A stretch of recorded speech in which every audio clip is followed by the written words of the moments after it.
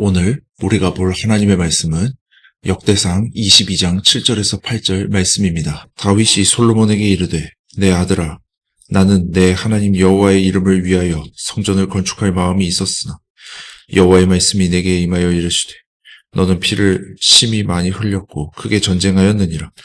내가 내 앞에서 땅에 피를 많이 흘렸은즉 내 이름을 위하여 성전을 건축하지 못하리라. 아멘. 저는 목회자이면서 동시에 목회자의 자녀이기도 합니다. 한 번은 저희 아버님과 신학교 동기 목사님들이 모여서 음반을 내셨다고 합니다. 그 음반에는 목사님들이 부른 노래가 각각 들어 있었습니다. 저희 아버님이 부른 노래도 한 곡 수록되어 있는데 거기에는 노래 중간에 말을 하는 부분이 있습니다. 그 내용은 이렇습니다. 친구들아, 우리는 우리의 이름을 드러내지 말자. 우리는 이름도 없이 빛도 없이 사라지는 그런 목회자가 되자. 일반적으로 사람들은 주인공이 되고 싶어 합니다. 축구선수를 꿈꾸는 아이들을 보면 대부분 공격수가 되고 싶어 하지 수비수가 되고 싶어 하진 않습니다. 왜냐하면 득점을 하여 영광을 얻는 것은 공격수이기 때문이죠.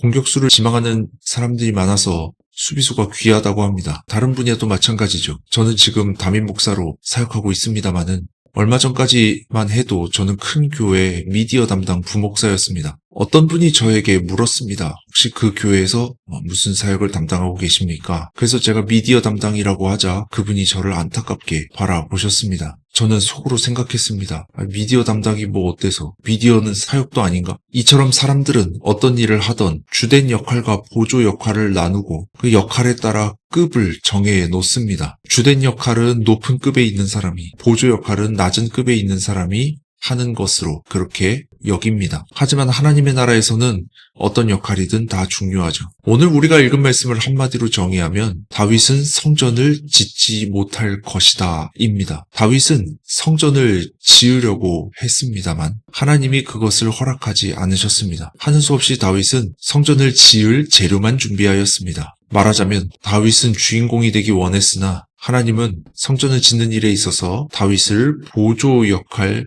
이상으로 생각하지 않으셨던 것이죠. 다윗은 그런 하나님의 뜻을 받아들입니다. 우리는 어떤가요? 우리는 기도를 많이 합니다. 새벽 기도회, 각종 기도회, 묵상 기도. 왜 교회에서는 기도를 하라고 가르칠까요? 그 이유는 기도가 하나님의 일을 이루어지게 하는 보조 역할이기 때문입니다. 누구든지 하나님의 일을 보조하고자 하는 사람은 기도를 잘 할 것입니다. 하지만 자신이 뭔가를 이루어내기를 원하는 사람은 기도를 잘 하지 못할 것입니다. 하나님이 보조 역할을 감당하라고 했으면 그렇게 해야 되는 것입니다. 그것이 최선입니다. 다윗은 왕이었지만 조언 역할만 하라는 하나님의 명령에 철저하게 순종했습니다. 거기에 어떤 이의도 제기하지 않습니다. 예수님도 마찬가지입니다. 빌립보서 2장 5절에서 11절 말씀입니다. 너희 안에 이 마음을 품으라. 곧 그리스도 예수의 마음이니 그는 근본 하나님의 본체시나 하나님과 동등됨을 취할 것으로 여기지 아니하시고 오히려 자기를 비워 종의 형체를 가지사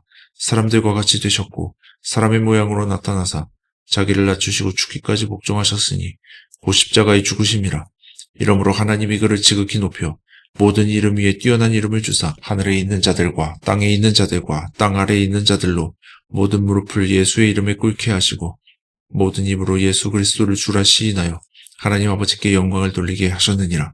이 말씀이 우리에게 주는 교훈이 무엇입니까? 예수님과 같은 마음을 품으라는 거예요. 그럼 예수님과 같은 마음이 무엇입니까? 자기를 낮추시고 죽기까지 복종하는 마음입니다. 이런 예수님의 마음을 품은 그리스도인이 많아져야 비로소 그 가운데 하나님의 영광이 임할 것입니다. 예루살렘 성전은 보조 역할을 성실히 수행한 다윗 덕분에 지어질 수 있었습니다. 하나님의 나라를 건설하는 일에 반드시 리더가 되어야 할 이유는 없습니다. 하나님을 위해 조연이 되는 것이 더 큰 이익을 가져다 준다면 그렇게 하는 것이 맞습니다. 때로는 우리의 묵묵한 기도가, 때로는 우리의 묵묵한 헌신이 오히려 교회에 더 큰 이익을 가져다 준다는 사실을 믿으시기를 바랍니다. 하나님이 우리에게 어떤 역할을 맡기고 계신지를 우리가 하나님께 묻기를 원합니다. 그리고 누가 알아주지 않아도 기도의 자리로 나아감으로 말미암아서 하나님의 나라가 확장되는 놀라운 은혜가 있기를 간절히 소원합니다. 이제 적용의 말씀을 드리며 설교를 마무리하고자 합니다. 적용의 말씀입니다. 하나님의 나라 건설을 보조한다는 마음으로 열심히 기도합시다. 이 적용의 말씀 가지고 우리 열심히 기도하기를 원합니다.